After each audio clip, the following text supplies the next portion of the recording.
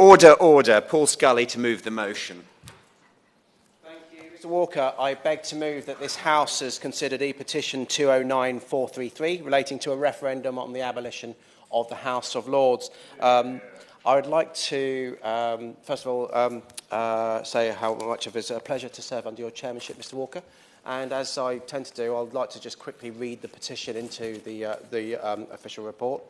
The petition in its fullness reads, to give the electorate a referendum on the abolition of the House of Lords. The House of Lords is a place of patronage where unelected and unaccountable individuals hold a disproportionate amount of influence and power which can be used to frustrate the elected representatives of the people. As of a couple of hours ago, there were 169,215 people that signed that petition. It's an apt moment to be debating this as well because at the moment the House of Lords are up in the other end with an incredible amount of influence and power on the EU withdrawal bill as they carrying on the debating of the amendments that have been rejected by this place. And we'll see what comes back to us a little bit later on. I'd just like to congratulate the petitioner, Rob McBride, who's in the gallery today with his wife. And I had a snatched conversation with him. I hope to catch up with him afterwards. But really what motivated him to start the petition, and it was very much of a pure argument before the EU withdrawal bill came to that place, talking about the fact in this day and age, he believes that there's no place for appointed members of a legislative body.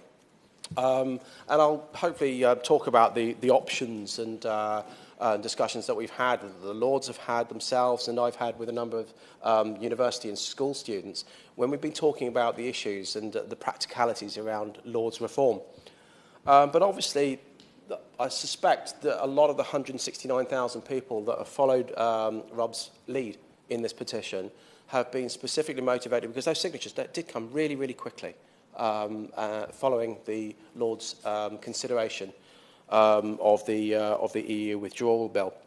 And I suspect a lot of people were concerned, were really concerned about how the Lords had started to step, in my view as well, over its remit.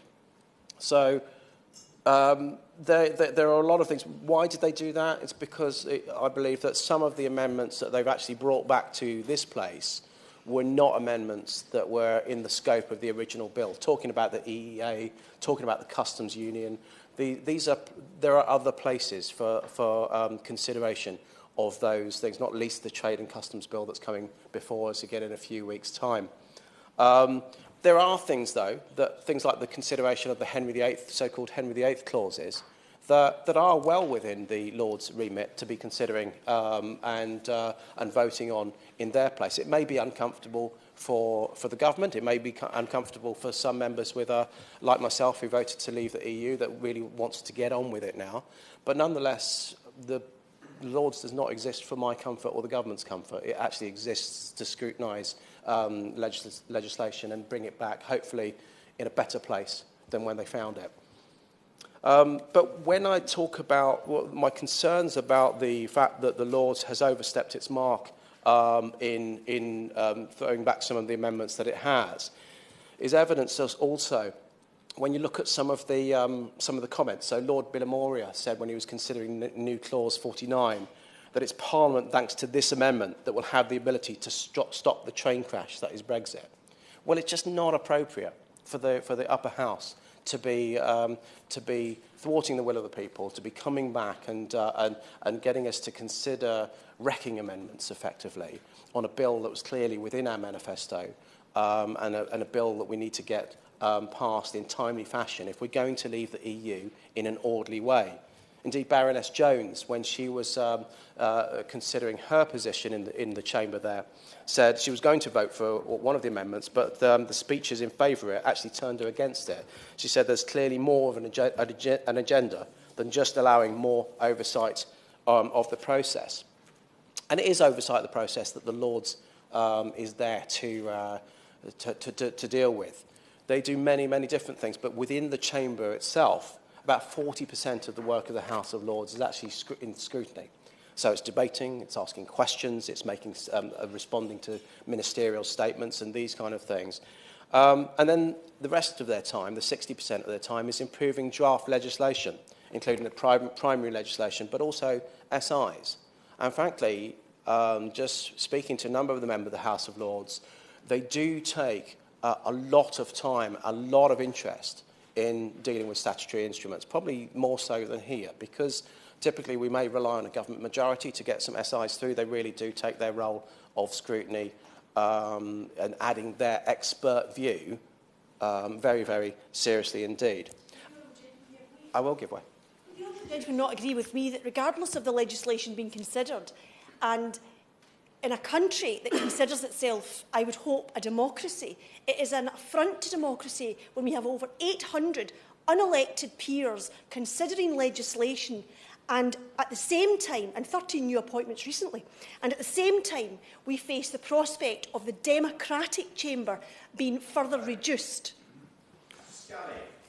I thank the Honourable Lady for that intervention, and I will talk about the numbers and the need to reduce numbers, in my view, a little bit later on. I'll also talk about the practicalities of whether we have an elected or appointed, and whether, if it is appointed, if that's how that gets reformed, and the need for a chamber in the first place. Do we go unicameral like they have in New Zealand? Is there scope for doing that? But one of the great things... Just on that point, of course, in Scotland and Wales, we have unicameral chambers, and whilst we may have issues with the Assembly or the Scottish Parliament or not, it all seems to work perfectly well. I thank the Honourable friend for that intervention. I would say, though, whereas they can work perfectly well with the unicameral system, I have no doubt that we would survive quite happily. There is something that the House of Lords can, and often, not always, does offer, and that's really within its composition. Because one of the advantages of having an appointed system is that you can bring in experts that can add something that expertise that we don't necessarily have in this place. Give you some examples in the world of science. You've got the brain pioneer Baroness Greenfield. You've got the Lord Winston, fertility expert. You've got Lord Darcy. You've got business. You've got Lord Green of Hurstpierpoint, who used to be the chief executive of HSBC. Lord Rose from Marks and Spencer's. Lord Sugar. Social policy changes like Baroness Newlife, Baroness Lawrence, and Lord Bird, of course, the creator of The Big Issue. And you've got culture, Lord Bragg, Lord Hall, who used to be the head of BBC, both the Lord Palumbos. One was chairman of the Arts Council, the other younger Lord Palumbo was the founder of the Ministry of Sound. Sporting people like Baroness Gray-Thompson, and people from public services like Lord Danner, adding that military expertise, and Lord Hogan Howe, a former Met Commissioner of the Police Service here in London. And you've got other people from security services, philanthropy, human rights campaigners, religious leaders beyond the obvious statutory role of the bishops, legal experts and academics, and of course former members of this place, which actually those people, maybe we can cover in a second in a bit more detail, but do at least have an understanding of the parliamentary process so that can help business get through. I'll happily give way.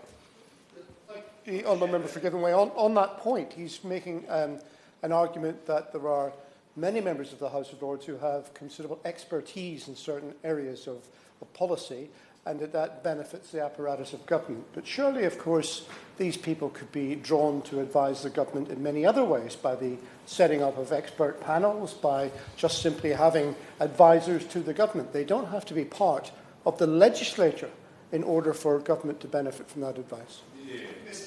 I thank the Honourable Gentleman for that intervention, and it's an interesting point. I think, but actually, if you have an existing situation, I think basically what's effectively happened is that we had a situation that nobody would have created, the hereditary peers that we originally had in the House of Lords right up into the 90s. And that first level of reform went through under Tony Blair, but then there was nothing really put in its place to replace it. And I think that's where we are in this halfway house at the moment. Happily give way. I would not want them to inadvertently mislead the House, and perhaps we could put on the record that there are still 92 hereditary peers in this place. Forgive me, you're absolutely right. And again, I will cover that later on in my speech, but when it was solely hereditary peers. No, thank you very much for allowing me to correct the record in that. There's clearly more that the House of Lords needs to do, however it is composed, in terms of being representative of the country, not just least the public opinion in terms of political opinion for reflecting the general election, but also in terms of more women, more people from ethnic backgrounds. It's interesting, however, to note that both the leaders of the two main parties in the Lords are female. All three of the main three leaders are actually younger than their counterparts in this place here. And funnily enough, they're doing their little bit for gender equality by having elected their first male speaker, Lord Fowler. So they have a good record of supporting women in the most senior positions at the moment. But clearly, there's more that they can do. But it's not just all about legislation in the chamber. It's actually about committee work they do. They form their select committees in a different way than we do here, where we tend to reflect a government department. They have more cross-cutting committees, not least things like the Science and Technology Committee, which really does make the most of the expertise that they have. Essentially, the House of Lords does more things than the House of Commons does less of, frankly, either by dint of time, by political imperative that we have, and the different priorities maybe that drive us in different ways. But I come back to the fact that they should not go beyond the remit, which it did clearly within the EU withdrawal bill. There's obviously a lot of different changes, checks rather, that have happened over the last 100 years. So we have the Parliament Acts in 1911 and 1949, which really meant that it couldn't block legislation, it couldn't block money resolutions. They can hold up bills for up to a year, but then we would be able to, as a government, reintroduce bills and not seek the House of Lords' consent at the beginning of the next parliamentary session. So some tension is no bad thing, but it has to have its limits. And I think, as I say, it has been overstepped in this instance. The Salisbury Convention would normally kick in for something like the EU withdrawal bill, because that was clearly in our 2017 manifesto, as was our specific pledge to leave the customs union and the single market. However, that's all very well, but that only stops coming in within this parliamentary session.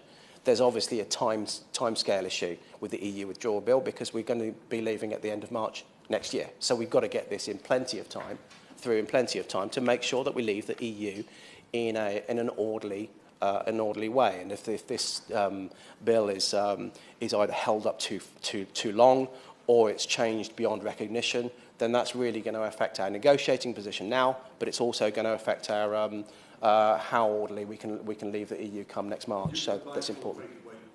I'll happily give one. Would you accept to some extent, we're in this rather strange period of a 2-year session of Parliament, which is quite unusual.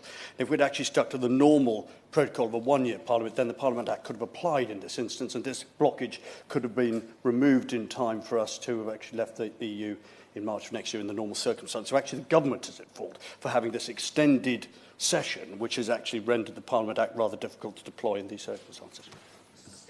Honourable friend, for that intervention, and we are under obviously unusual circumstances in all manner of things. Brexit being unusual, the two-year session being incredibly unusual as well. So this is why I think I've talked a lot already about the fact that the Lords, in my view, have overstepped their remit. However, what we need to do for those people, and again, the petitioner really isn't talking about the EU withdrawal bill, so I'll just try and park this after this point, that we are in a situation where we need to look at that bill in the whole, because it may be thwarting the government now, but it depends how this process actually finishes when it comes back to us after the consideration of the amendments on Wednesday and the third reading and these sort of things. If we can get it within within the form of the bill was intended to be in, even if it has been amended, which is exactly what the Lords are there to do.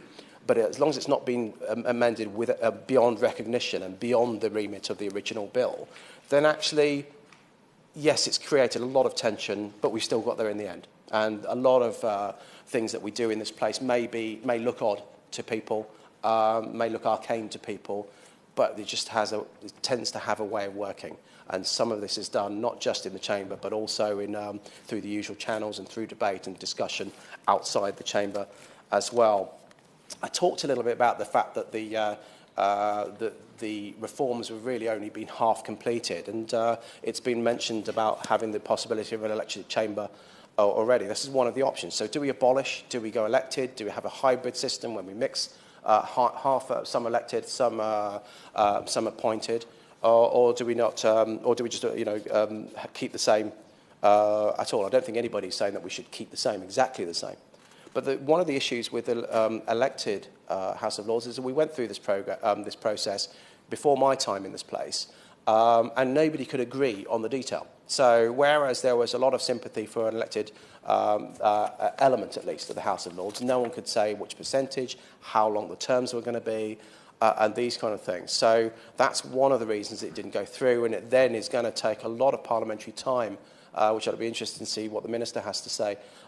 If that was to come back to us, what could we agree on? What could we coalesce around? I'd happily give way. Thank the honourable member for giving way. On this point, he's been describing various reforms to the House of Lords over the years, and I think he would agree with me that the process has somewhat stalled in recent years. But all of those reforms have been motivated by people who wished to see the Lords become more accountable, who were concerned that people were in a position of making laws over citizens without being accountable.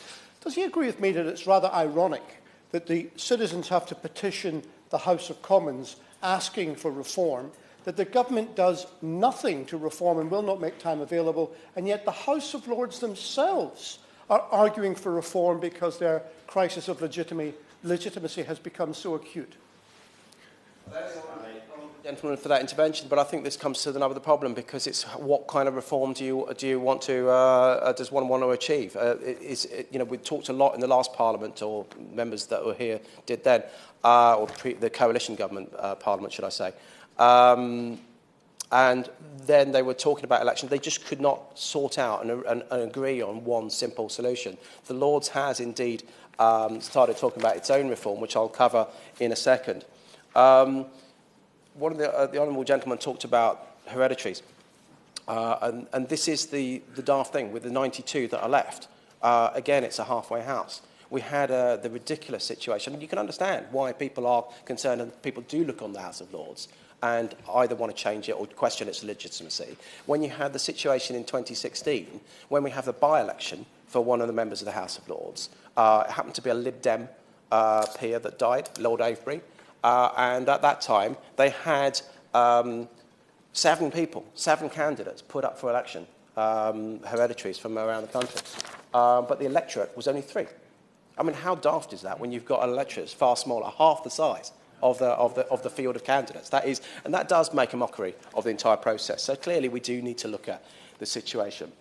The government's already gone some way towards trying to lay a path for change. So the House of Lords Reform Act in 2014 allowed members for the first time to retire or resign themselves permanently, and those who don't attend or convicted of a serious offence that carries a prison sentence of a year or more, they can cease to be members. Now, that wasn't the case before. Again, that's something that is a bit daft, which I'm glad was sorted out. And then the House of Lords Expulsion and Suspension Act in 2015 enabled a suspension to be imposed on a member that would run beyond the end of the Parliament, and it would allow the House of Lords to expel members as well. Now, as part of this process, what we did is we went to speak to, the University of Strathclyde politics students came here, and we discussed the issue with them. We also had, just this morning, Stenning Grammar School come to do a tour of this place, and as we followed up, they came to the education centre, the fantastic resource that we have there. And as part of that process, instead of just a Q&A with a member, we actually sat down and really started to look at the options for reform, including abolition. What I was interested with both is that they both actually they did actually unanimously agree, both sets of students, that we shouldn't abolish, we shouldn't elect, but we should actually carry on with appointed, but with significant change. So they looked on the House of Lords and say, well, why would people be motivated to sign a petition like this? It's because they felt there was a lack of understanding. It sounded old-fashioned and democratic, lacked visibility, not diverse and reflective of society at all. They couldn't relate to it, and it seemed to be comprised a lot of politicians for life, effectively people moving from one end of the building to the other, and hereditary peers were raised as a concern. But they didn't believe that, that it's, the fact that it's an important institution that does more scrutiny with lots of expertise, with peers expert in their field with nothing to lose. So they didn't believe it should be abolished. How should it be reformed? Well, the Strathclyde students said they should remove the bishops. They looked about whether they should remove political affiliation. Should we go just totally crossbench? But then they couldn't agree on how. It comes back to that idea about how you reform the House of Lords. And they wanted stronger emphasis on post-legislative scrutiny, with committees looking at laws a year later or so they can actually look back and see if they're working or not. And similarly, the Stenning Grammar School people, there was one student that didn't believe that we should reduce the numbers, and came up with a really interesting point, basically saying how the larger size allows for more diversity in opinions. Clearly, we talked about the fact that there's not enough diversity in that place at the moment, but it can have scope. So that because not everybody turns up for every debate, you still have plenty of opportunities for BME members, women members, if they're depending on the subject matter that they're talking about. You're drawing from a bigger pool. So that was an interesting point that she raised. But it comes back to the what reforms are possible, what reforms the Lords themselves are looking at, the Burns Committee, the Lord Speakers Committee on the size of the House. And they've come up with some interesting ideas. They believe themselves that the House is too big. When you're talking about 800, it's one of the biggest legislative bodies in the world. But they recommend that it should be reduced to 600 members and capped at 600 members. That'll actually obviously bring it in line with this place should the boundary reviews go through later on in the year. And they would link its composition to the general election results. They'd reduce it to 600 in basically just over a decade through a natural system of an accelerated 2-out, 1-in programme. And the new members would be appointed on a 15-year term. No party would be allowed absolute political majority, and a minimum of 20% of seats would be reserved for independent crossbench members, largely appointed by the House of Lords Appointment Commission. Again, the students that I was speaking to all felt that the patronage should be reduced, if not removed, and then therefore an independent commission should have a far greater say in the membership of that place. Political appointments should be shared between the parties, so if there are some political appointments, the Burns Committee believe that should be in line with the result of the previous general election, defined as an average of the party's share of the national vote and the seats won in this place. The formula and the 15-year term combined would therefore ensure that the House of Lords reflected the country over the medium term. Now, that in itself, I think, if you can get consensus within the House of Lords, hopefully will start to bring the place, although it won't be enough for some who have been arguing about election, the petitioner who's clearly been arguing for abolition, it will at least bring that place into some semblance of order that people can start to relate to, that can start to use the expertise that they undoubtedly have and concentrated on the things they need to be doing, but whereas we've got to understand the concern that the Lords must, therefore, quid pro quo, stay within the remit that it has. But we should never lose sight of the fact that what ultimately matters is the contribution peers do and make to scrutinising and improving legislation and the difference that they can make when doing this. Thank you. The question is that this House has considered petition 29433 relating to a referendum on the abolition of the House of Lords. I call Mr Justin Madders. Thank you, Mr Walker. It's a pleasure to serve under your chairmanship. Many members will be familiar with the Dunny-on-the-Wold by-election when the winning candidate, an S. Baldrick of the Adder Party, stood to represent a constituency whose population consisted of 3 rather mangy cows, a dachshund named Colin and a small hen in its late 40s. The candidate went on to surprise everyone by achieving a majority of 16,472. I'm, of course, referring to a plot from an episode of Blackadder III. All very amusing, but that scenario is only slightly less absurd than the one that we've already referred to in the opening comments from the Honourable Member, which took place on the 19th of April 2016, which was the election of Viscount Thurso of Ulster. He was one of 7 candidates in an electorate of 3. I'm pleased to report on that occasion at least the turnout was 100%. And it gets worse, because despite being elected by just 3 people, Viscount Verso actually boasts one of the largest democratic mandates of the 780 members of the other place. If this was a plot of a comedy series, we would laugh. If this was a situation in another country, our media would sneer. But this is what apparently passes for democracy in the United Kingdom in the 21st century. And this is a situation that, yes, successive governments have chosen to allow.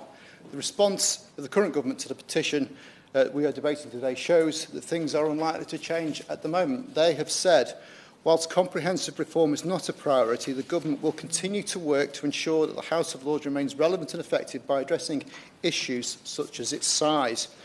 I would argue that it would be extremely difficult for the House of Lords to be relevant as long as it remains unelected.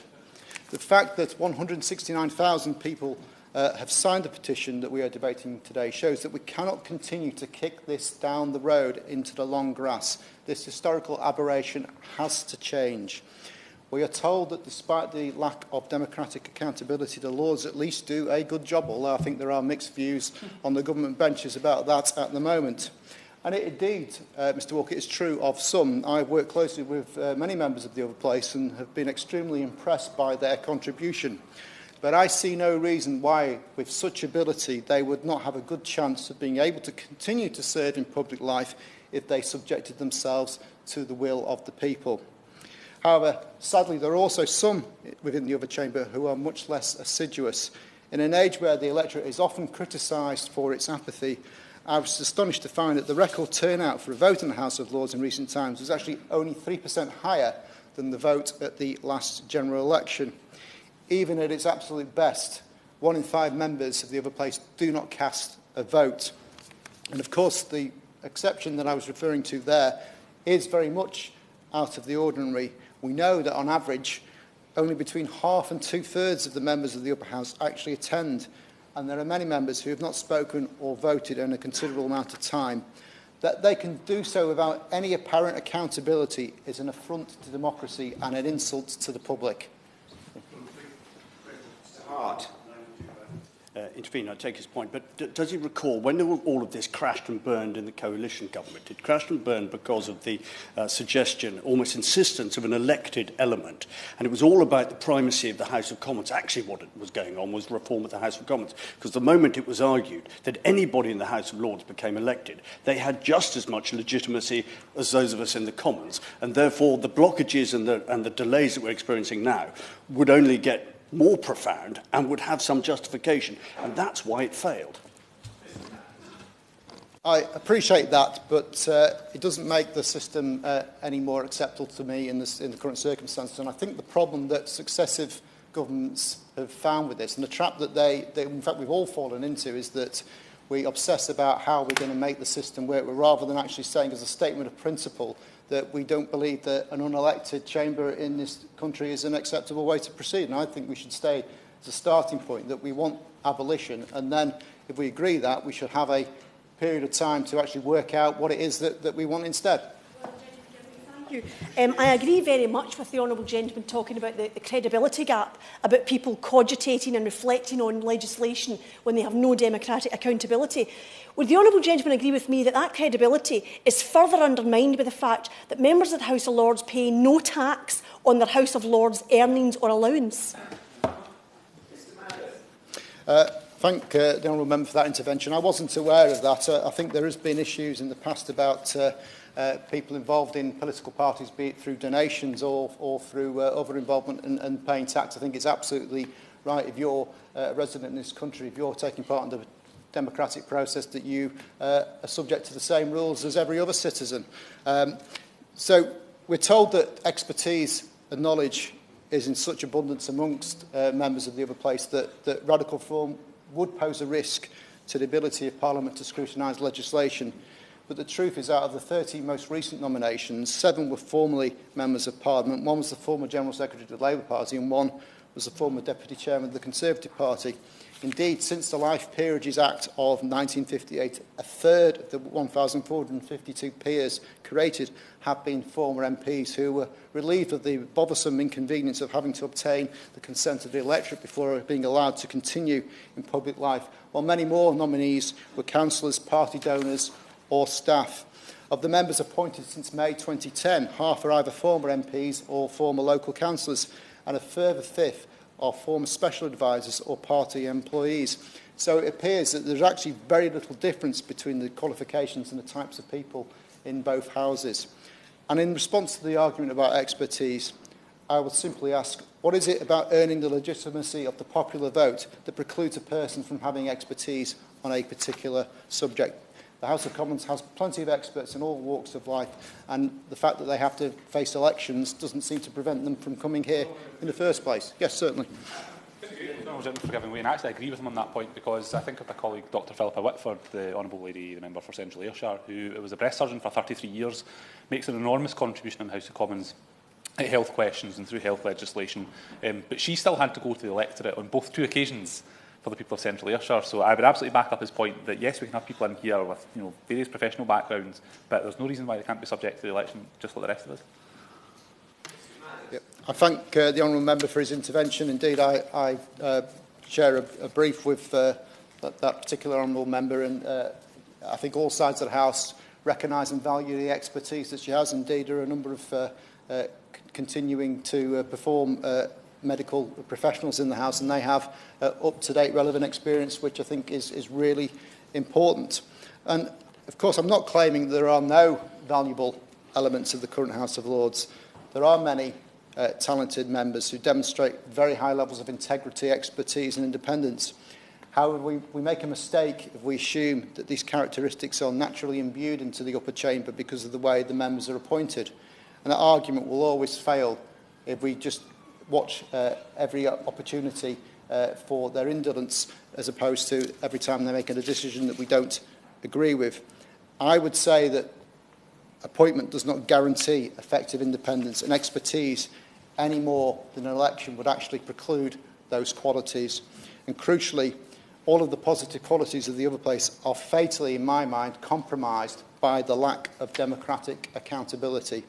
So we are essentially saying to the public, we trust you to decide on our future relationship with Europe. We trust you to elect MPs, to elect councillors, to elect police and crime commissioners and mayors, but we just don't think you're up to the job of electing an upper house. And we've heard a lot about how the Lord's actions during the EU withdrawal bill has possibly changed some members' opinions about the way the other place operates. I personally don't have any particular truck with that, just as I have no truck with people who have become converts to the House of Lords because of the way they have operated in recent times. Just because the Lords may vote in a particular way on a particular occasion, might suit your political view, does not, in my mind, negate the overall democratic deficit that its continued existence in its current form represents. Let's not allow the day-to-day decisions and the painfully slow incremental reform to cloud the big picture. The House of Lords belongs to a bygone era of privileged establishment and a closed political world when we are, in fact, becoming a much more open society. The time has come to end this relic of an earlier age and bring our democracy into the 21st century. David T.C. Davis. Well, thank you very much indeed, Mr. Walker. During the early part of the 19th century, the power in this country began to shift away from those whose right to make legislation was something that they inherited through an accident of birth and who generally sat in the House of Lords, and instead it began slowly and imperfectly to go towards those who had actually won the support of the public in some way and who were therefore more likely, although not necessarily, I'm afraid, to have gained their position through ability and hard work. And they, of course, sat in the House of Commons. And at that time, as we both know, the old Tory party started to disappear. Historians say that the last Tory Prime Minister was the Duke of Wellington. And those old Tories began to be replaced. I'm going to come back to his successor in a minute. But those old Tories were replaced by people like Peel and Disraeli. So it is sad, actually, that one of Wellington's descendants is amongst those who now seem to be forgetting the lessons of history and the importance of the Parliament Act in our Constitution, and who are hell-bent on overturning the result of the referendum and the 2017 general election. The 2017 election in which 90% of the public voted for the two major political parties who are standing on an explicit manifesto of withdrawing Britain from the European Union. Now, not only are the House of Lords unelected, they're an unelected body that still contains, as we heard, nearly 100 people who are still sitting there interfering in the legislation of this country simply because of an accident of birth, which I think is absolutely outrageous. They're also, as we know, unanswerable to the people, and they're unrepresentative. We heard earlier on about the fact that there's not enough representation of women or ethnic minorities in the House of Lords. There's not enough representation of people with different political views in the House of Lords. How can we explain the fact, and how can we defend the fact as Democrats, that nobody from UKIP has ever been appointed to the Lords, despite the fact that millions of people have voted for them in successive elections for the European Parliament and in general elections? And even at the last election, where the two major political parties took UKIP's major policy of pulling out of the EU, they still got nearly 2% of the vote. But whereabouts are the members of the House of Lords? I, of course, have never voted UKIP. I would never advise anyone to do so. But I am a Democrat, and I recognise the rights, yes, I recognise the rights of the millions of people who have supported that political party and who've earned the right to be there. And I find it absolutely ridiculous that the Duke of Wellington is able to interfere in legislation affecting this country, but Nigel Farage, as the leader of a major political party that has had a major impact on this country, is not invited to sit in the House of Lords. He, in my opinion, has got a far greater moral right to be there than the Duke of Wellington. But of course, as I said earlier on, I didn't join the Tory party of the Wellingtons. I joined the party of Peel and Disraeli, and later Churchill and Mrs. Thatcher. And what I see when I look at history is that something united all of these people over the centuries. And one of those things, of course, was a belief in free trade. That's what brought Peel to get rid of the Corn Laws in the 1830s. And it's why Winston Churchill, before he became known for saving us from the blight of fascism, was actually best known in the early part of the 20th century for his sterling defence of free trade and his opposition to locking Britain into a sort of a trading arrangement with countries with which we were said to have some sort of historical relationship. And what all of these people also embodied was a belief that people should get to where they get to on merit and on achievement and hard work, and not simply through an accident of birth. So yes, I say as a Conservative that the Lords is an anachronism long overdue for reform, and the hereditaries are an insult to a 21st century democracy. And I say to any ministers who are listening that now is the time for a reformed and representative House of Lords with members who are there by merit and not by birth. And now is the time for us as Conservatives to remember that we are at our best when we seize the opportunity to reform instead of waiting for others to do it. We'll be waiting a long time for their lordships to grasp it. Let us do it now rather than face the wrath of our electors. Mr. David Drew. Thank you, Mr. Walker, and delight to serve under your chairmanship. And I'm pleased to say I agree almost entirely with the honourable gentleman, but I come at it from a completely different perspective. So we may come to the same conclusion for the honourable member from Monmouth, but I would say there are different reasons why we should now seek the abolition of the House of Lords. I don't know if he was here when I was here in 2003. He avoided that when we did have the vote on what we felt should be the future of the House of Lords. And the then white paper came forward with 7 options, of which the House of Commons voted all 7 down. So we haven't got a terribly good track record of how we address this. We looked again in 2007, where I think the honourable gentleman was with us, and we did make some progress then. And surprisingly, we did come to an agreement within the Commons that we wanted an elected chamber, that it should be bicameral, and that we would abolish the hereditaries. Sadly, the government then fell in 2010, and I have to say for the last 8 years we don't seem to have made much further progress. Now, I think it's about time we revisited this issue, because it's pretty obvious this petition strikes a chord. I mean, people don't sign in their numbers, 169,000, and still mounting as we talk, People don't sign these petitions unless they feel quite strongly about the issue. Now, this may have been brought on by Brexit and people's antagonism with the way in which the Lords is performed, but it is much deeper. Now, as someone who speaks has got an awful lot of friends in the Lords, I may have a few less after this, I just think that it is time that we looked at what we want, not just the Lords to do, but of course this chamber itself. So why have I come round in favour of abolition? I think I voted in favour of an elected chamber last time round, but I now believe that we have to abolish, because quite simply I don't believe we'll ever do this unless we abolish. We have to put then something in its place, but we have to start on the basis of, if you like, the nihilistic approach of getting rid of what there already is to then put something else in its place. If we carry on the way we've been going, and we've got the latest attempt in terms of the Lord Speaker's commission, which I have to say is the very reason why we can't let the Lords reform themselves, because it's a very minimalistic and unacceptable. I'm sure it will never get through the Commons, so I don't even know why it has been brought forward. I'll give way to my honourable friend. On that point, I agree with him that we need to abolish the Lords and start again. We do need a bicameral parliament. We have seen this. But the fact that we are starting with the Lord Speakers Committee, which does have broad agreement in the Lords, should be seen as a starting point. Because if we have a very radical proposition, the Lords themselves will vote down, we won't get any further. I don't think that the perfect should be the enemy of the good, as Voltaire said, and we need to have a proposal that can get through both houses. Well, that may be true, but again, I am an idealist, and I believe that you ought to seek out what you see as the best solution, because otherwise you're always going to be ending up compromising. Now, there may well be that there are compromises that have to be allowed along the way. But why am I saying, and I want to actually concentrate on the Commons for a moment.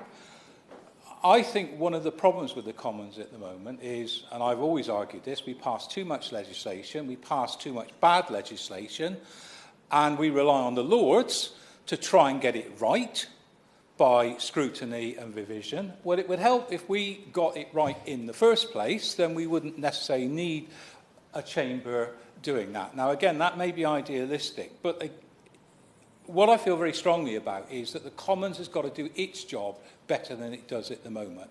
And there are all sorts of reasons why we cannot do that job satisfactorily. We're all too busy, we're all too multitasking, we've got this second chamber now, which is great because those of us who argued for it thought it was a way in which we could open up debate for backbenchers, but now we get criticised all the time that we're never in the main chamber, which is what the public says, and no one ever listens to the debates. So we have to try and cox and box these situations and realise that there isn't a perfect solution, but there are ones that we can help along the way. Now, one of the reasons I would get rid of the Lords at the moment is we have a fundamental problem with this building. And we have to vacate this building sometime soon. And I just think it's the time to look at what sort of structure we want, because it's daft coming back into whatever form this new building will take place, because it will be new, because it's effectively being rebuilt from the bottom up. It would be sensible if we had this debate now, so we establish what, if we want a second chamber, it should look like. The one thing I disagree with the petitioners over is that this should be handled in the form of a referendum. Anyone who read what I said last week, I am very clear. I do not agree with referendums on anything at the moment, having what's happened with Brexit. I just think that it's about time Parliament reasserted its authority and decided what it wanted to do, and then we take the consequences because the electorate either vote for us or they don't. So, as I've said to my honourable friend, I'm not happy with what the Lord Speaker's Commission has come forward with. It just seems like a little bit of a temporary aberration from what I think is necessary, which is a radical overhaul of the way in which our chambers operate. Now, the obvious thing is, if I don't want a second chamber as it is, how would I see that second chamber operating, and how would I see it being arrived at? I see its role to be one of scrutiny and an overview of the legislation. And I think that is something that they do very well at the moment, but I do not want it as a second chamber which effectively replicates the Commons. The number of times I was told when we were in government, don't worry, the Commons won't agree to this, but we can get it through in the Lords, which always made me look pretty stupid as an MP, because I'd be arguing the case in the Commons and lose, only for it to be then turned over in the Lords where common sense prevailed. Now, that may seem a jolly good reason why we have the Lords. I just think, again, it's a negation of what should happen in the Commons, which is that we take authority, we debate things, and we deliberate, and we then pass through the legislation which we would make a better job of. In terms of that second chamber, I wouldn't now be in favour of electing it. I would make it a selectorate. I would keep it to about 200 people. I would allow those people to be representative of different ethnic groups, of different regions, of different interests. And how would that be arrived at? Well, I think that is a job for the select committees to interview appropriate people. Can you remember we had the People's Peers? That lasted a long time, didn't it? I think we created about 6. And then it died a death. Now, it was a daft idea because it was one of New Labour's let's share it with the people type compromises. But in a sense, I think it's about time this chamber decided on the appropriate people. Now, again, I would make the period of office time limited. I would have it rotating so you'd always have some expertise, but people moving through. But they should apply, as they do in other walks of life, for particular roles.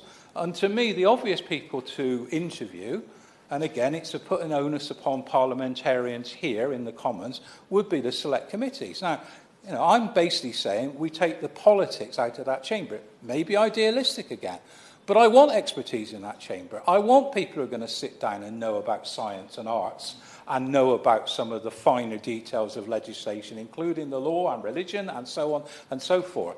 But they're not going to ever challenge this chamber, because that's the problem at the moment. Effectively, we've got 2 chambers challenging one another. And we see that in terms of the attrition over Brexit, but it's happened time after time, because traditionally the Lords is there to champion the opposition to the government, because in a sense the government, in normal circumstances, not at the moment with a hung parliament, but in normal circumstances, it will believe it can get its legislation through. Again, I just think that is something that puts the onus upon the Commons to get it right. And if the government get it wrong, then they pay the consequences of that. So just in conclusion then, I just feel that now is the time for this debate to be held. That's why I welcome the petition. I don't want a referendum. I want it to be decided by Parliament, and that may be where the Lords come into their blocking role. But, you know, that's for them to decide. It will just take away their credibility completely if they're seen to stand in the way of what I think is the proper way in which we should evolve a bicameral arrangement, but where one element of that Parliament is democratically accountable, and the other is about expertise and about helping the process of the elected people. The final point I would make is whatever money we could save from the House of Lords, I'd give to us as MPs, not in terms of pay, but in terms of the way we run our offices. The one thing we cannot cope with, and we all would share this, is we're overwhelmed with constituency work. Now, that gives us our grounding. That's why we're different, because we know what's going on in each of our constituencies, because our constituencies tell us. The problem is, to do a decent job in terms of that role, you need additional resources, and we're always capped in terms of that. So I'd save the money from the Lords, I'd put it into running our offices, and allow us to have more time to do our job in the Commons, as we should be. Mr. Howe. And it's a great pleasure to serve under your chairmanship. Let me start in a way that might portray me as a lawyer who is only interested in the detail of things. I'm very sorry for taking that position, but it's to pick up on something that the honourable gentleman who's just spoken said, and that this issue, as described in the petition, falls into 2 parts. There is a bit about the House of Lords, which my honourable friend has spoken of in a quite detailed way, and I will come back to that at the end. But the second part of it is that it calls for a referendum on the subject. And I'm surprised that this debate is taking place without a reference to the Council of Europe. The Council of Europe is a non-EU body. It's not part of the European Union. It is something completely separate, set up in 1949, with a whole number of organisations, different bits of it that work for it. And one of the organisations that it looks after is called the Venice Commission. And the Venice Commission that's a shorthand for the European Commission for Democracy Through Law.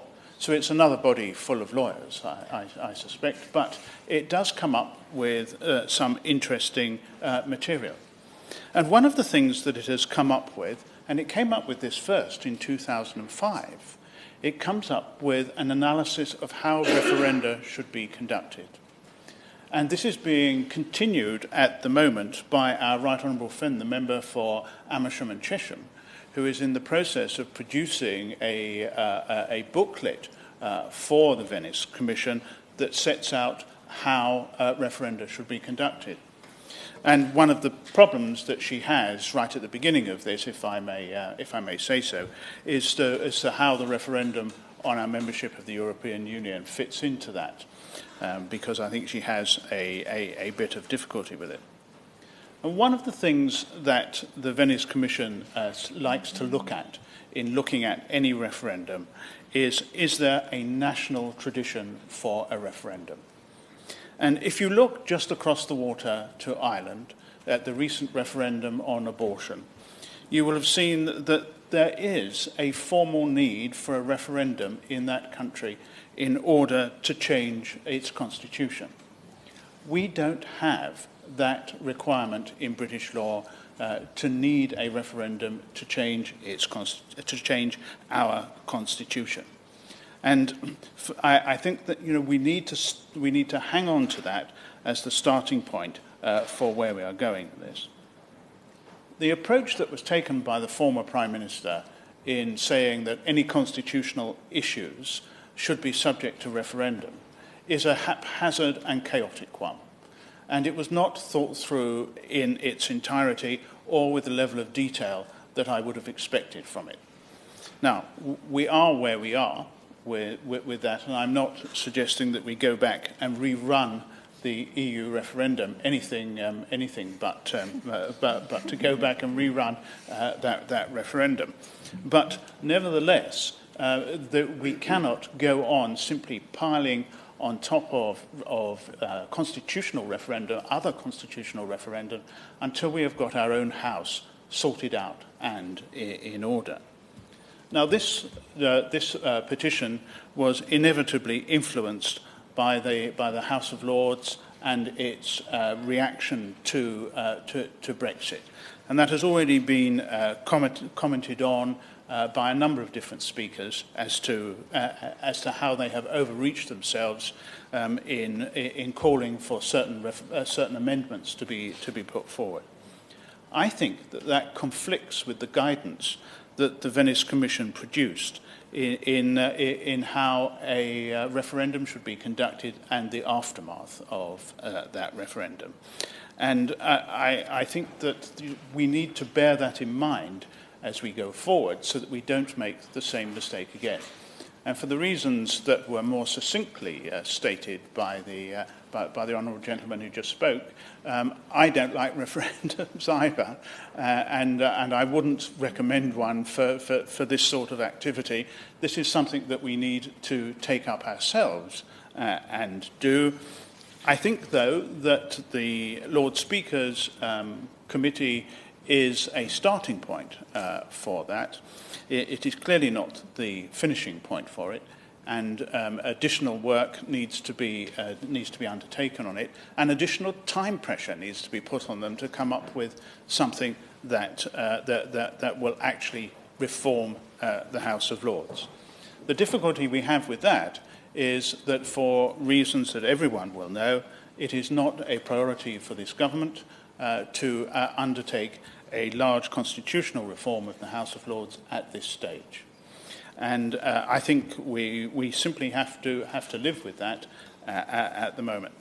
So just to repeat, it is always a good idea, since we are members of the Council of Europe, since we have been members of the Council of Europe since 1949, why don't we ever use the material that has been produced by the Council of Europe, that has been produced with members of this House all the way through in part of our deliberations? It's as if we just cut ourselves off completely from it and just pretend it doesn't exist. I think that the arguments that have been put forward that say we should do this ourselves are very valid, and I am very pleased to recommend those to the Minister. Thank you. Simon Hart. Thank you very much. I came here with no intention of actually making a speech, but I was reminded by the Honourable Member for Stroud of those days back in 2011-2012 when this was debated in the main chamber in government time, when the coalition government was in office, and how frustrating it was that there were numerous reforms with which we all agreed and which would have proceeded had it not been for the fact that our partners in the coalition at the time were so wedded to the concept of an elected second chamber that nothing else mattered. And the entire reform programme fell pretty well as a result of that intransigence. And so the Honourable Gentleman's speech reminded me of that. I was amused, as I always am, by my honourable friend from Monmouth's contribution, which I agreed with some and disagreed with other elements of it. But I took it, and I hope I'm not misquoting him here, as being a pre-guarantee that should, when his illustrious and long political career in the Commons comes to an end, if he should be offered a place in the House of Lords, I took this as a pre-refusal of that particular honour. So he can always intervene. He can always intervene and tell me that I'm wrong. But anyway, it's one less to worry about if that is the case. Mr. Walker, to me, this is all about, as I mentioned in an intervention, about primacy of the House of Commons. And the reason that the measures fell all those years ago was because we couldn't find a way around the fact that if we didn't want the Commons to be compromised, if we wanted the Commons to be a proper representation of public opinion and public feeling, then it has to have primacy. And that any other chamber, this is an argument about not against reform, but against having elected elements of it, particularly some of the crazy schemes about sort of two 7-year terms or whatever some of the proposals were. But the moment there was any suggestion of an elected element of the upper house, then it was the Commons which was going to suffer as a consequence. And so what we couldn't get around, it seemed, was the idea that this was parliamentary reform. It was not abolition of the House of Lords. It wasn't reform of the House of Lords. It was wholesale constitutional reform of Parliament and the Commons in particular. And it struck me then, and it strikes me now, that if we were in a situation where, as a result of the mood of the electorate, we had a substantial government majority in the Commons which was matched in the House of Lords, then we have a situation where checks and balances would be significantly reduced, and the ability of the Lords to sometimes aggressively review and improve and scrutinise legislation, that would be somewhat reduced. So, to my mind, I don't think we should be too sort of pompous about some of the rejection, some of the arguments we're getting from the House of Lords at the moment. It is important that the government's position on Brexit is challenged, however uncomfortable that might be. And I think it's a little early to write off the House of Lords as, in my view, as an anachronism worthy of abolition before this process has ended. At the moment, it has, as it often does. Yes, of course. Yeah. Thank you very much. He's basically making a point that there would be a problem with which house would be the most legitimate at any given point if both were elected. Could I ask him then to speculate on why it is that so many countries across the world manage to have a bicameral structure with two elected houses, and that problem doesn't seem to arise? And if he does think it's fundamental to the structure of Parliament, would he then consider, to begin with, that we should exhaust the possibilities of a unicameral legislator before deciding whether and what type of revising chamber we might wish?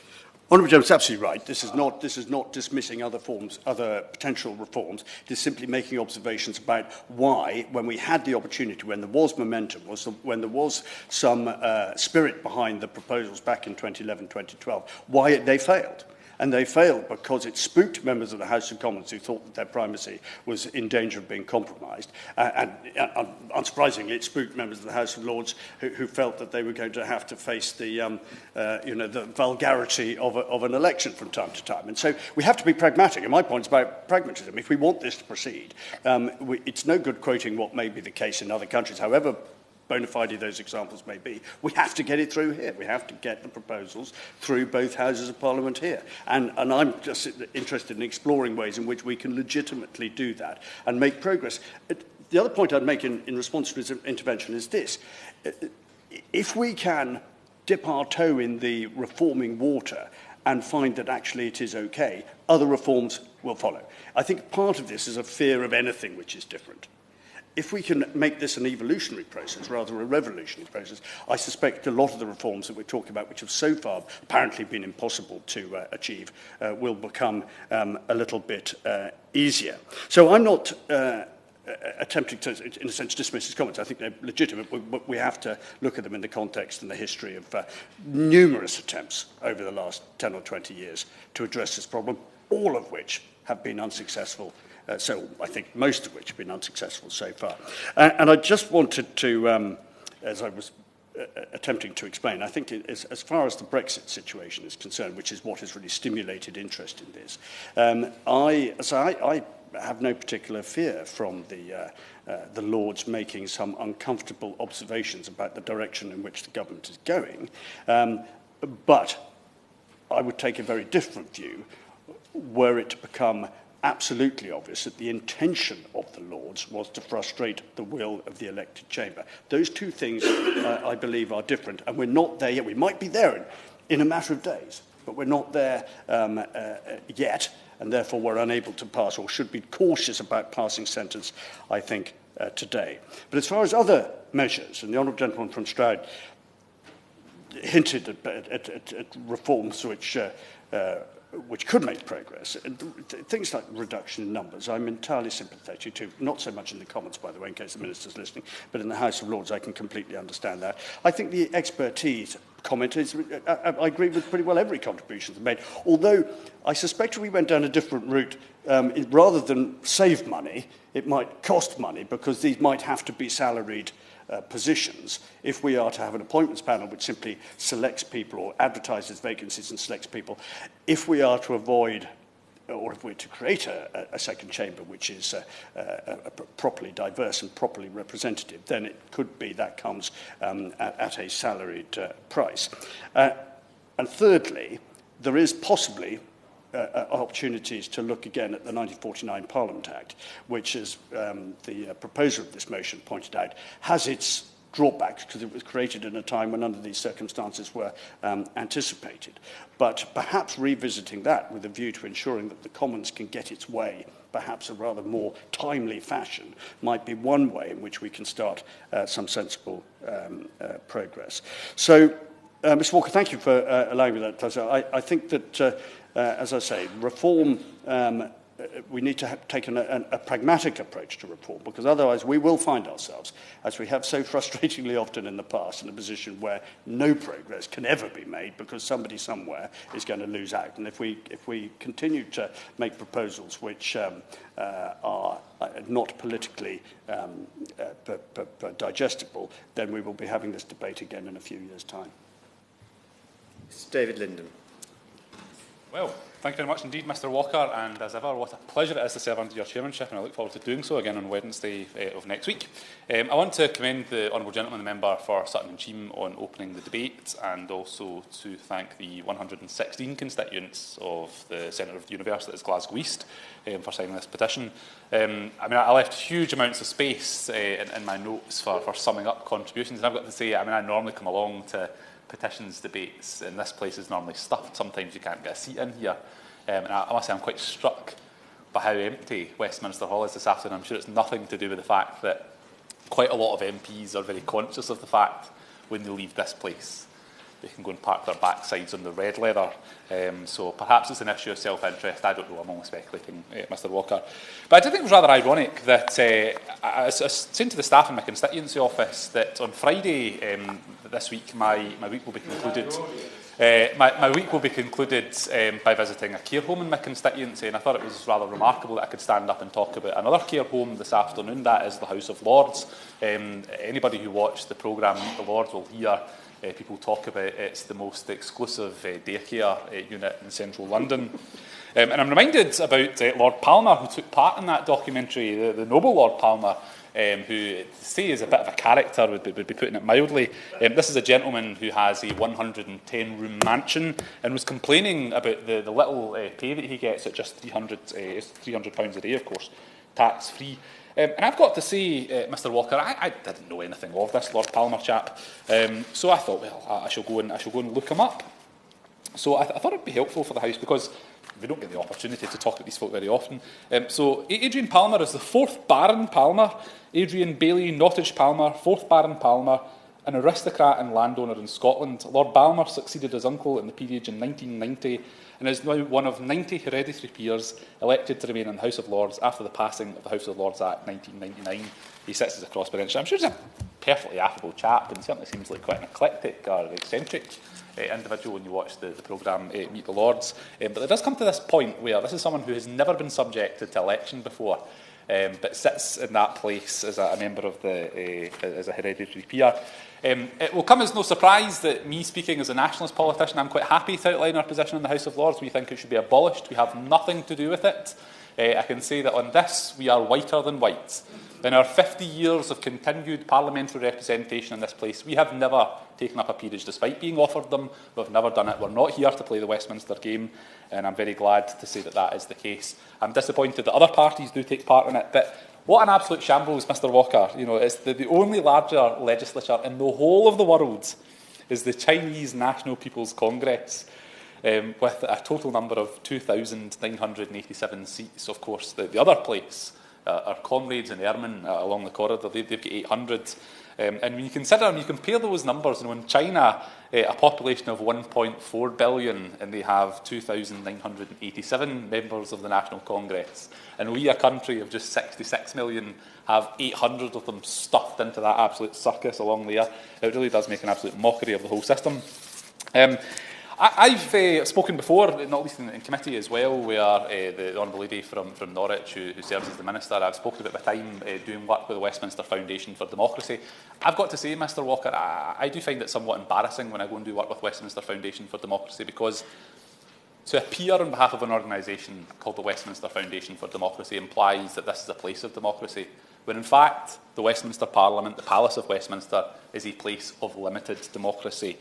We see, not long, I think only a couple of weeks ago, Chief Whips on both the Labour side and the government side were having to issue notices to members of the other place, urging them not to fall asleep. Now, I don't see what kind of message that sends out. When I go to Tunisia or to Uganda to talk about the merits of democracy from Westminster, what an absolute embarrassment that this is the kind of thing that happens here. And I was reminded by the wonderful book from the late Robin Cook, and I very much commend it to the House, the Point of Departure, but there's a fantastic quote I read a number of years ago. And Robin Cook, of course, wrestled with House of Lords reform, but he said in his book, "At least we are all agreed that the present half-reformed state of the Lords was unsupportable. Britain now shares with Lesotho the unenviable distinction of being the only two countries in which hereditary chieftains still retain the right to pass laws for the rest of the nation. As Foreign Secretary, I had spoken in support of open government at a Europe-Africa summit. I was rebuked by the President of an African country which might generously be described as a guided democracy, who objected that he could not be blamed for failing to introduce full democracy after only 50 years of independence, when Britain had failed to get rid of the hereditary principle after 500 years of Parliament." And it was remarkable. This guy's now dead, and we still have these hereditary peers sitting over in the House of Lords. It makes an absolute mockery of it. And the thing that makes a further mockery of it is the fact that we have clerics still legislating the 26 bishops, temporal and spiritual. There is only one other country in the world that has clerics that legislate, and that is Iran. Just think about it. Just let that sink in. The only other legislature in the world that allows clerics to legislate as Iran, and we're part of that as well. It really does make an absolute mockery. And of course, myself, my honourable friend from the City of Chester, and indeed the Minister, have a long-standing engagement on a Wednesday morning to consider, well, we don't really consider a motion to adjourn in respect of the Parliamentary Constituencies Amendment Bill. And that bill, from my honourable friend, the member for Manchester Central, seeks to protect this House from the government's plans to cut the number of MPs from 650 down to 600.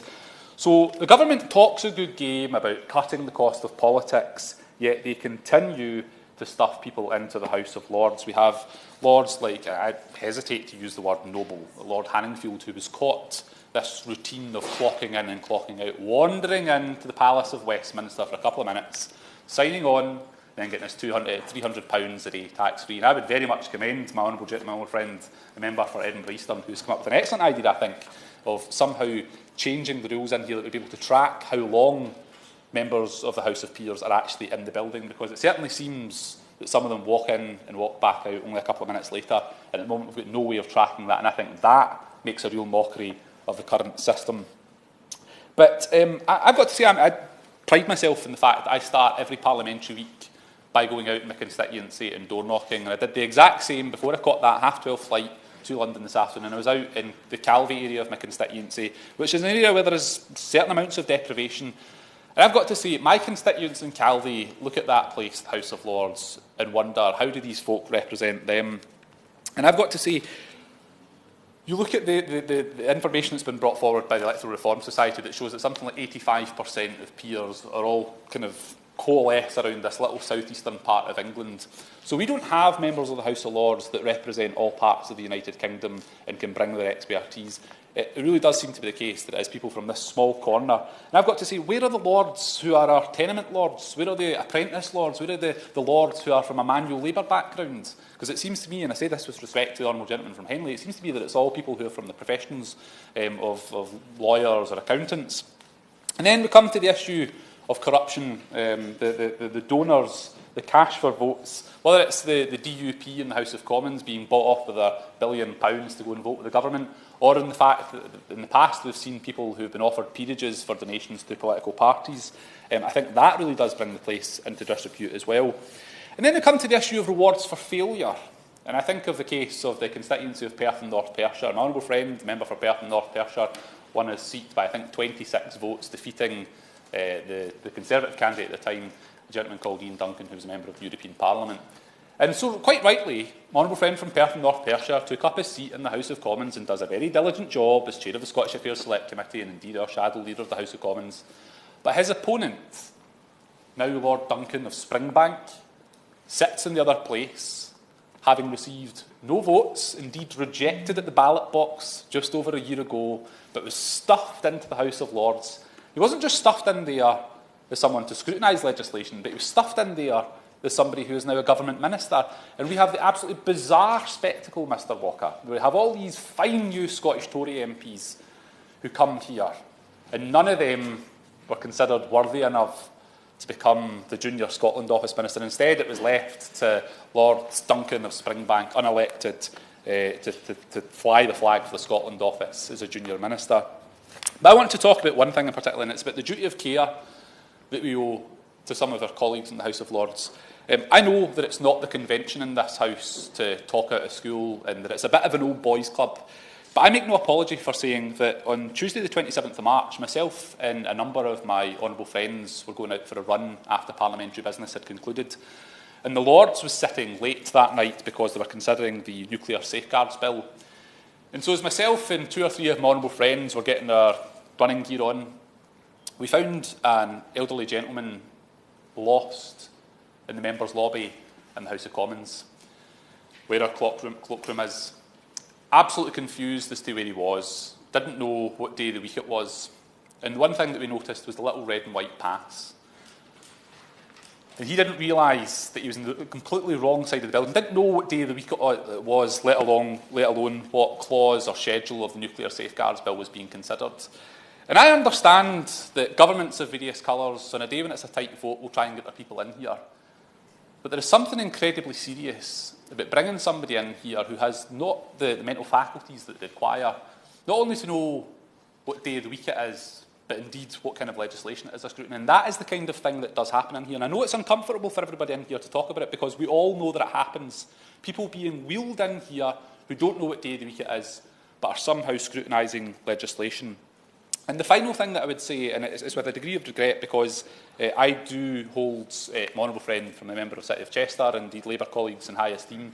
But I think there's a challenge to the Labour Party for this as well. The Labour Party in the past have talked, under the regime of the Right Honourable Gentleman from Islington North, that they would take a principled approach to the House of Lords. But we now have these Ermine Conrads, the Lord Momentums. Only recently, in the last rounds of appointments to the House of Lords, we have the former General Secretary of the British Labour Party, who is now being appointed to the House of Lords, Martha Ossamore, and another, I think, Pauline Coleman, I think was the name. So there is a challenge here that if we are all serious about halting the absolute shambles that is the House of Lords, then we've all got to be signed up to that. Very happy to give way to the Honourable Gentleman. Thank the Honourable Member for giving way. Is he aware that one of the conditions of those appointments was that they would agree to vote for an abolition of the House of Lords if such a vote arose? I'm very grateful to the Honourable Gentleman for his remarks on that. I think the Liberal Democrats had quite a similar position as well. I'm afraid that when it comes to the appointment of the House of Lords, it's like the political drugs, that once you start doing it, you just keep going. And the idea that somehow political parties will self-regulating on this really does, it's not something I take very seriously. But Mr Walker, the House of Lords does make an absolute mockery of British democracy, and we can come here and we can have a discussion about reform, we can have a discussion about abolition, certainly the latter of which is my preferred option. But I've got to say, the sooner that Scotland is completely, has nothing to do with the House of Lords and the Palace of Westminster, the better, in my view. Thank you, Mr Walker. What a great pleasure it is to see you in the chair and to serve under your chairmanship. And can I start by congratulating the Honourable Gentleman from Sutton and Cheam, who I thought did great credit both to the petition and to the Petitions Committee in leading this debate. And he managed to present the arguments, but as well as giving some of his own personal view, which he's entitled to, in a very fair and balanced way, he talked about the advantages of Lords reform and the advantage of the Lords that has external expertise and experience. And he also talked about the phrase that I particularly struck me: the Lords do more of the things that the Commons do less of, and that there is a complementary function there. And he outlined different options for reform, which I found very interesting. There can be an academic debate here as well as a political debate about how we actually proceed. Do we have, as he said, an elected, an appointed, or indeed a hybrid chamber? And the Honourable Gentleman suggested that one of the blocks to reform is a lack of consensus on what to replace it with. And I would suggest, Mr Walker, that actually we've seen that here in the debate today, that there is no real consensus as to how we proceed. And that is one of the reasons why we're not proceeding at all. But there is a real danger, is there not, that the legitimacy of the Lords will continue to decline. And my concern is that if the legitimacy of the Lords continues to decline, that drags down the whole of Parliament and therefore ourselves in this place as well. I was particularly interested in the responses that he gave from students at Strathclyde University, and was it Stelling Grammar School? Stenning Grammar School. A lack of diversity in the Lords, a view that it was simply a job for life but for politicians. And again, there is a danger based on the position he was outlining, that the nation is changing faster than we in Parliament are changing, and we're not keeping up with changing attitudes in the nation. And further evidence that the Lords is coming further and further out of touch with the attitudes of the younger generation, which are not reflected. My honourable friend from Ellesmere Port and Neston talked of a closed political world from a different century, and I think there is a very real danger that that's the case. My honourable friend from Ellesmere Port and Neston also quoted Blackadder in the Dunny-on-the-Wold by-election, which brought a smile to her face, but again, there is a danger that life imitates art and that the relevance and credibility of the whole of Parliament, not just their Lordship's House, is damaged. 1 in 5 members of the Lords do not vote, we're told. and my honourable friend from Ellesmere Port and Neston, who's also, of course, my constituency next-door neighbour, talked about not assuming that simply because we're appointed, that gives expertise, and he's absolutely right in that. The Honourable Gentleman from Monmouth gave us an excellent and intriguing history lesson, particularly on the changing nature of the Conservative Party over the years. Sadly, he didn't bring us bang up to date with where he feels that the Conservative Party is at the moment, but he made a great point about seizing the moment and shaping the change that you want to see. He didn't actually, forgive me if I'm doing him a disservice, he didn't actually talk about the actual type of change that he would like, but in typical fashion from the Honourable Gentleman, he was very forthright in his views. And my good friend, the member for Stroud, gave a very considered speech about what we actually want the Lord's Chamber to do, and a considered view of where we might currently be going astray in this House, which again throws an additional element into the debate. The gentleman from Henley started off by warning the dangers of sounding like a lawyer. My honourable friend from Ellesmere Port and Neston, his ears pricked up then because, of course, he is a lawyer. But I can say to the gentleman from Henley, he didn't. Again, a different aspect of and a different approach to the debate about the question of how we organise constitutional change and how we manage referendums, which I thought added a different element to the debate. And my good friend from Carmarthen, who said he was amused by his honourable friend from Monmouth, talked about the importance of the primacy of the Commons. And again, this is another additional complication, but is a relevant consideration, Mrs. Moon, when we're talking about reform. And again, it's probably one of those reasons why reform has not happened so far, because we cannot decide on how this would affect our own House, let alone how it would affect the other House. And he talked about, and I wanted to come on to the question of Brexit in a moment, but he talked about the fact that we have to wait and see how the Lords behave over the ping-pong process this week and whether they will accept the recommendation, the decisions of this House. But what is clear is that there is a crisis of legitimacy with the House of Lords and with the way it is composed. And even if perhaps we don't feel it as acutely here, there are members of the public, 169,000 and counting of them, for whom the House of Lords no longer represents a legitimate part of the legislature.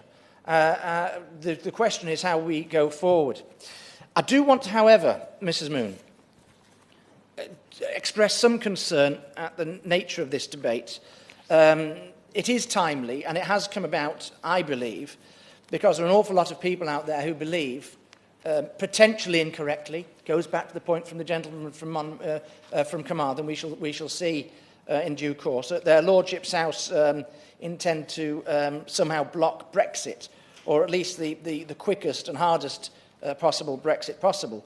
But even today, in its current composition, the Lords has a constitutional role as a revising chamber and as a chamber offering a pause to consider bad legislation.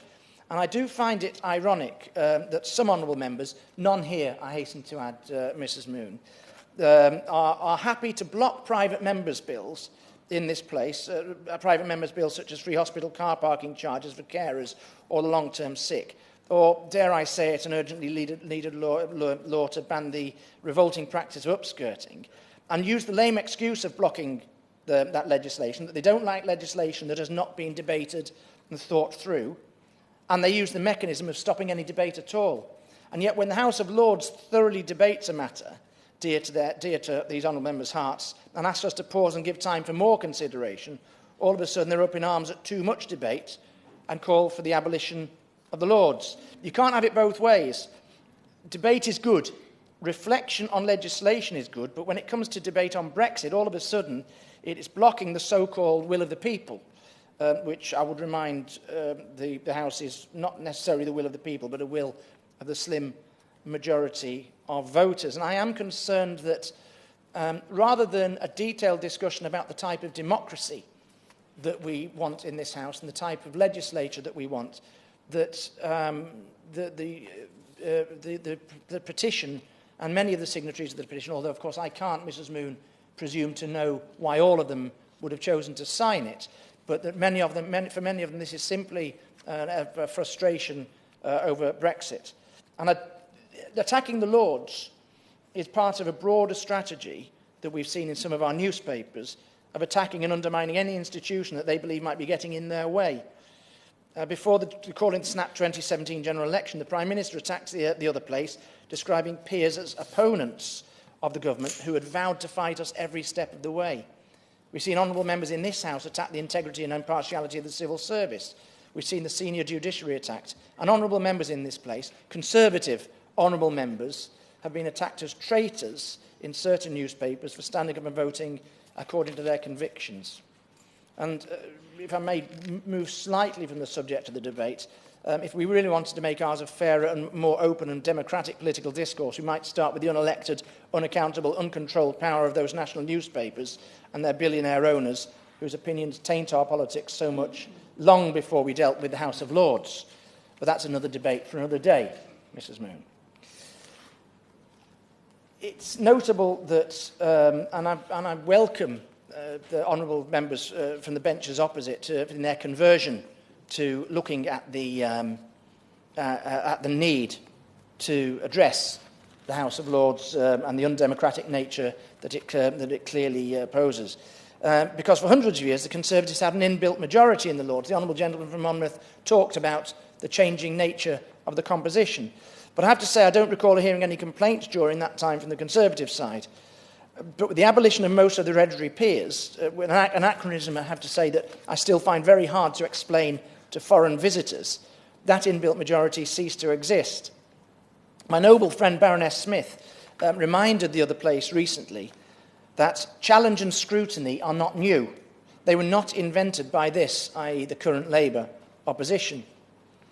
The then Conservative opposition, during the time when my side were in government, I quote, could boast well over 500 government defeats, including 145 during the 2005 to 2010 Labour government, and 245 during the 2001 to 2005 Labour government, which had an elected majority of 167 in this House.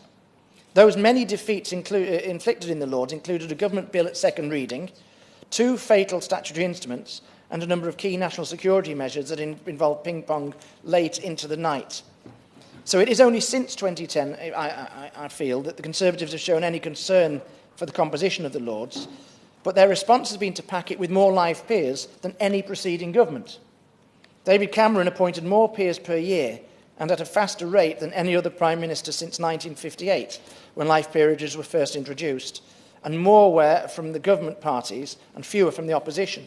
Indeed, on the weekend of the royal wedding, the Prime Minister sneaked out her appointment of 9 Tory peers, following the legacy of the predecessor as Prime Minister, David Cameron, with only 3 from this side. And all of this at the same time, and I think the honourable gentleman from Glasgow mentioned this, the government intends to press ahead with its plans to cut the number of elected MPs by 50. It seems incongruous to me that we are considering Lords reform, we're not considering Lords reform, but we are considering cutting the size of the elected chamber. So let me be clear, Labour believes that the second chamber should be democratically elected.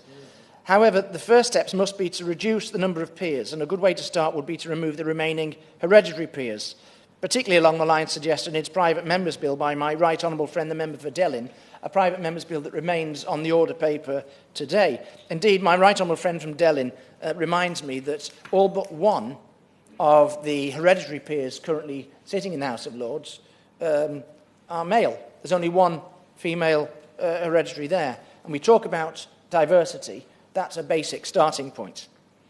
There can surely be no continued justification for hereditary members of our legislature. We in this side have proposed a constitutional convention to decide the best way forward for a second chamber. We support the Burns proposals as a start, which seem entirely sensible. Above all, we want a solution that is workable, democratic and fair, that is generally thought through, rather than what I fear is a current knee-jerk reaction to the Lords doing its constitutional role of offering our own House a chance to think again, particularly on the Brexit issue that is before us at the moment. If we care about good legislation, we should be grateful for the chance to think again and not get intimidated by national newspaper owners. But we have to ask the question, is an appointed chamber, let's not even mention a semi-hereditary chamber, so suitable to be part of a democratic parliament in the 21st century? This subject isn't going to go away, and I commend the idea to this House of a constitutional convention so that we can get over those blocks, those disagreements that are actually blocking the way forward, so that we can finally decide how to reform the House of Lords. And I urge honourable members to get behind the idea, get on with the discussion so that we can get on with reform. Minister. Thank you very much indeed, Mrs Moon, and it's a pleasure to serve under your chairmanship and earlier on that of Mr Walker. I would like to thank honourable members for their contributions to this important debate, spanning, of course, those members from Henley, from Ellesmere Port, from Stroud, from Monmouth, from Carmarthen, and of course the front benches. And I have continued to welcome listening to my honourable colleagues who together with me and some others, seem to trot this territory fairly regularly, and it gets better every single time. Now, I'm also grateful, of course, to those who signed the petition that brought us here, and I would particularly like to put that on record, Mrs Moon. It is important, I think, that when a debate has been triggered by an e-petition, and in this case one of large numbers, that I think it's important that we note that inside this debate, because after all, we are Democrats. We are here, in fact, today, particularly talking about a democratic matter, are we not? And it's important that we carefully consider and give due respect to the issues raised by those who have asked us to serve in this place. So I'd like to have that on the record as we begin. Let me also begin my remarks by stating very simply the government's position on this matter, which is that we do not think that a referendum on the position or the composition of the House of Lords is the right way forward at this time. It is not something that the government supports. Now, in part, that's because there are many other things which are a priority for this government at this time and for parliamentary time at this time. And I think all honourable members know that, in fact, when we consider the extent of the parliamentary schedule that we need to complete in order to simply secure a controlled and stable exit from the European Union, to say the least, and that doesn't even include other things that we wish to do on domestic subjects. It is clear that we do need to deal in priorities, and I want to be very honest about that early on in this debate. I think it's also important to note that the request in the petition for a referendum as a specific manner of achieving this reform is not something that the government is prepared to agree to at this time. We do note that referenda are, of course, costly and time-consuming. Lords reform, I think, as has been evidenced by the debate today, continues to be a subject where there isn't any consensus, and I welcome that point being made from the opposite front bench. And I think throughout this debate we have demonstrated, after all, in our debate this afternoon, as well as in many other places and in many other sources, that, to say the least, there isn't an obvious binary design question that you could put in a referendum. So we don't think this is a suitable matter for a referendum at this time. Now, turning instead to some other points that we have seen in this House, Mrs Moon, on this topic. I think you will recall the House of Lords Reform Bill of 2012, which did seek wide-scale reform, and it would have introduced a predominantly elected second chamber.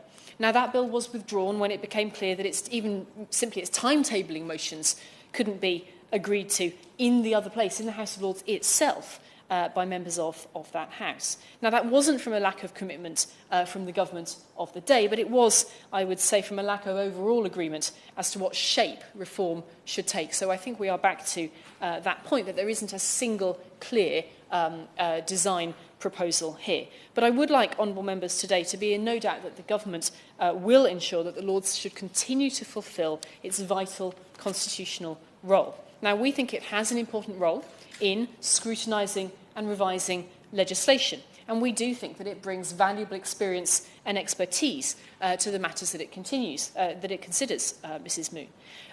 Where reforms to the House of Lords within that constitutional role could command consensus, we would be willing to work with peers to take those measures forward. And now that's something that we have already done. And so there is a track record here in which the government has worked with both houses to introduce some focused and important reforms.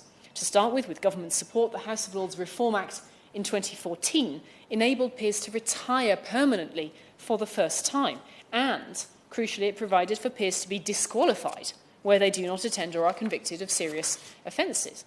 We supported the House of Lords Expulsion and Suspension Act of 2015, which provided the Lords with the power to expel members in cases of serious misconduct. Now bringing that right up to date, we are pleased that 84 peers have taken advantage of the retirement provisions and that retirement is becoming part of the culture of the House of Lords. Yes, of course. Very grateful to the Minister for giving way. To recall the point that I made in my speech about members of the House of Lords who perhaps don't still have all their faculties with them. So the government's spoken about provisions that's been put in place to allow people to retire. What provisions are in place to make sure that the people who are in the House of Lords are actually still able to do their job? Well, I think the Honourable Member will understand if I focus on the point that we're trying to bring about a culture of that retirement. Now, it is actually for a person, I think, to recognise for themselves, perhaps where they may not be any longer able to do that role. And I actually welcome the sensitive way in which he's brought that topic up in this debate. It is an important matter. But as I say, to have a culture of retirement is a very sound starting point to being able to look at any such issues. Now, going ahead from here, the government is clear that we want to work constructively with members and peers, so members of both houses, to look at pragmatic ideas for reducing the size of the House of Lords. And that's why we welcome the work of the Lord Speakers Committee, chaired by Lord Burns.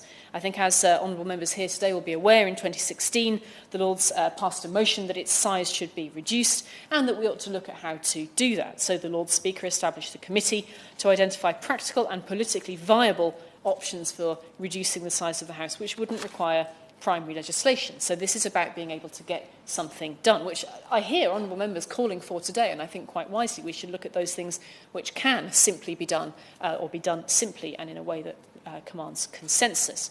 Now, that committee went on to make recommendations for reducing the size of the House, and peers were clearly very supportive of those measures when they were debated in December last year.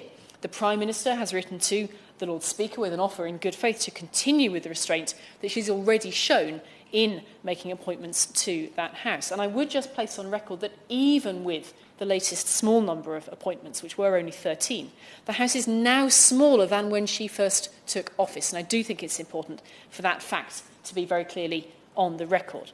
The Lord Speaker will consider his next steps by reconstituting that committee, and the government is very happy to look at anything further that they have to say. I will just bring my remarks to a conclusion here, Mrs Moon, before allowing the representative of the Petitions Committee to say a final word in today's debate. I would just return to the point that I do think it is clear from honourable members' contributions to today's debate, which I found very thoughtful and wide-ranging, as well as many other sources, whether that be articles, or whether that be public discourse, or whether, of course, that be those members of the public who've come here today to be part of this petition, and I want again to thank them for that. There remains a range of views, there remains a range of design options, there remains a range of advantages and disadvantages that could be considered in this question, but there isn't an obvious single way forward. So I would simply reiterate the point that I made earlier. The government is committed to ensuring that the House of Lords continues to fulfil its constitutional role as a revising and scrutinising chamber, but that it must respect the primacy of the elected chamber, which is the House of Commons. We stand ready to work with parliamentarians from both chambers on measures which command consensus. Paul Scully to wind up. Thank you, Mrs Moon. It's a pleasure to serve under your chairmanship for the second half of this debate. And it's been a very constructive debate, I think, with wide-ranging views. People have not held back, and they've really raised some very pertinent issues. Plenty of things for us to take away. So I'd like to thank all of the honourable members for their contribution today. The whole point about the Petitions Committee in the petition system is that we get to speak in this place on issues that the petitioners and people want us to talk about, rather than what we want to talk about. And so I hope that the petitioner and the other 169,000 people that have signed that petition have felt that their issues have been aired. But it is the start of a process. This is not a single event. We always say that when we talk about petitions. It's always the start of a campaign, not at the end of it. So I'd just like to thank Roy McBride for starting the petition, and I hope that we don't get away from the site that Mr McBride actually started this petition not from the prism of the EU withdrawal bill, although, as I say, I'm sure many people signed it on that basis, but he started it because of his sense of the pure angle of the democratic validity of the House of Lords. I hope that although I gave him a fair hearing, that I didn't come down on his side, that I think he did carry a majority of the House out of this chamber, of people actually wanting to abolish or seriously go further in reform. But it is clear that there was no clear agreement about how we should do it. So it is a complicated matter. And I think we really do need to, therefore, have plenty more discussion, however that discussion and debate, form of that discussion and debate takes, to get a clear path for everyone to agree to before we move to legislation. Looking back at the 2012 debate in House of Lords reform that was ultimately unsuccessful, ultimately didn't result in any change. 14 out of 88 sitting days in the House of Commons was consumed by discussion of the House of Lords reforms, which that's before you even get to the time taken in the other place as well. Ultimately, for no change to occur. So we've got to make sure that we can get it right. So let's start with what we can achieve. I think the Burns Committee is going a long way towards doing that. I understand the sentiment of this place and the various sentiments from across the chamber, but at least hopefully that's the start of a direction of Lords reform that people can then feel they can relate to the other place and have this as a proper democratically functioning bicameral system. Thank you. The question is that this House has considered e-petition 209433 relating to a referendum on the abolition of the House of Lords. As many as of that opinion say aye. Of the contrary, no. I think the ayes have it, the ayes have it. Order, order.